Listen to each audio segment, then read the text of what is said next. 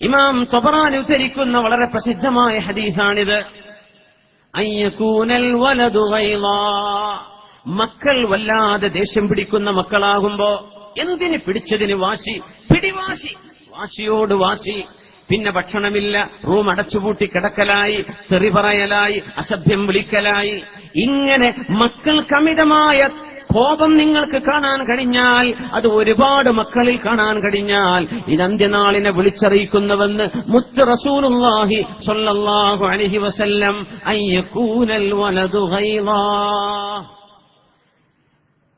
നമുക്ക് എന്തെങ്കിലും ഒരു ഇഷ്ടക്കേട് തോന്നുമ്പോൾ പറയുന്ന വാക്കാണ് ഉഫ്. അതിന് ട്രാൻസ്ലേറ്റ് ചെയ്യാൻ പോലും പറ്റില്ല. ഉഫ്, എനിക്ക് വയ്യ എന്നൊക്കെ ചിന്തിച്ചുകൊണ്ട് പറയുന്ന ചെറിയ ഒരു ശ്വാസത്തിന്റെ ഒരു ശബ്ദം ഉഫ്, അതുപോലും സ്വന്തം ഉമ്മയോടോ വാപ്പയോടോ പറയരുത് എന്ന് പറഞ്ഞ ഒരു ശരീഅത്തിന്റെ മക്കൾ, വാപ്പമാരെ ഉമ്മമാരെ വരച്ച വരയിൽ നിർത്തുന്ന മക്കളായി മാറുന്നത് അന്ത്യനാളിന്റെ അടയാളങ്ങളിലുണ്ട്. ഇബ്നു മസ്ഊദേ എന്ന് റസൂലുള്ളാഹി സ്വല്ലല്ലാഹു അലൈഹി വസല്ലം.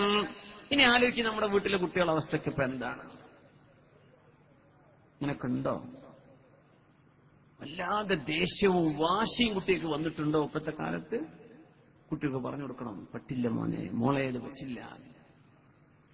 10ാം ക്ലാസ്സിലോ +2 പഠിക്കുന്ന ഒരു മകനോട്, സ്വന്തം മകളോട് എന്തെങ്കിലും വേണ്ടാത്തത് മക്കളിൽ കണ്ടാൽ, സ്വന്തം ചോരയിൽ പിറന്ന കുഞ്ഞിനോട്, മകനോടോ മകളോടോ, മോളേത് നമുക്ക് പാടില്ല എന്ന് പറയാൻ ഉമ്മാക്ക് ധൈര്യമില്ല, വാപ്പാക്ക് ധൈര്യമില്ല. ഡിഗ്രിക്ക് പഠിക്കുന്ന മക്കളോട്, സ്വന്തം ചോരയിൽ പിറന്ന കുഞ്ഞാണിത്, താലോലം പാടി ഉറക്കിയ കുഞ്ഞുമക്കൾ, സ്വന്തം കൈകളിൽ കിടന്ന് വളർന്ന മക്കൾ, ഒന്ന് നിവർന്ന് നടക്കാനുള്ള പ്രായമായിട്ട് തോന്നിവാസം ചെയ്തു വരുമ്പോൾ, മയക്കുമരുന്നടിച്ചു വരുമ്പോ, കള്ളുകുടിച്ചു വരുമ്പോ, ഇത് ചെയ്യരുതെന്ന് ഒരു താക്കീത് കൊടുക്കാനുള്ള തന്റെ ഇടം പോലും നഷ്ടപ്പെടുന്ന ഉമ്മമാരെ, വാപ്പമാരെ, അയ്യകൂനൽ വലദു ഗൈളാ, മക്കൾ വല്ലാതെ ദേഷ്യം പിടിക്കുന്ന, അവര് ശകാരിക്കുന്നവർ, അവരോടൊന്നും പറയാൻ പറ്റില്ല, അവരിങ്ങോട്ട് ചീത്ത പറയുന്നവർ, അങ്ങനത്തെ മക്കളാണ് നിങ്ങൾക്ക് ലഭിച്ചതെങ്കിൽ നിങ്ങളുടെ വീടിന്റെ ഉള്ളിൽ നിന്നാണ് ഖിയാമത്തിന്റെ ആവിർഭാവം, അതിന്റെ ഉറവിടം ആരംഭിക്കുന്നതെന്ന് പരിശുദ്ധ റസൂലുള്ളാഹി സ്വല്ലല്ലാഹു അലൈഹി വസല്ലം മക്കൾക്ക് പറഞ്ഞു കൊടുത്തുവോ? ആ മക്കൾ ജനിച്ചത് ബിസ്മില്ലയിലൂടെയാണോ? ഒരു വിഷയം അതാണ്.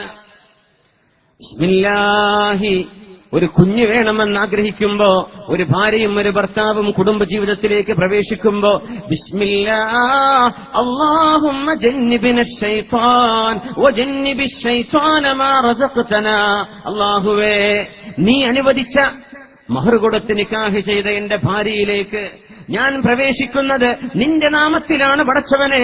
നിന്റെ നാമം ചൊല്ലിയപ്പോഴാണ് അൻകഹ്തുക വസവ്വജ്തുക എന്ന് പെണ്ണിന്റെ വാപ്പ കൈപിടിച്ച് പറഞ്ഞപ്പോഴാണ് ആ പെണ്ണ് ഹലാലായത്, നിന്റെ നാമം ഉച്ചരിച്ചപ്പോ.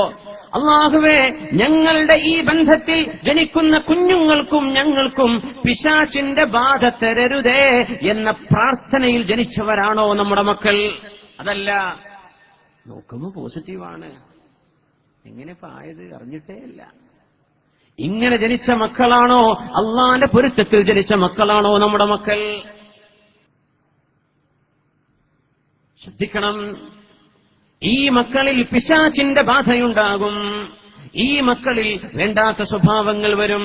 ആ മക്കളാണ് തലവേദനയായി മാറുന്നത്.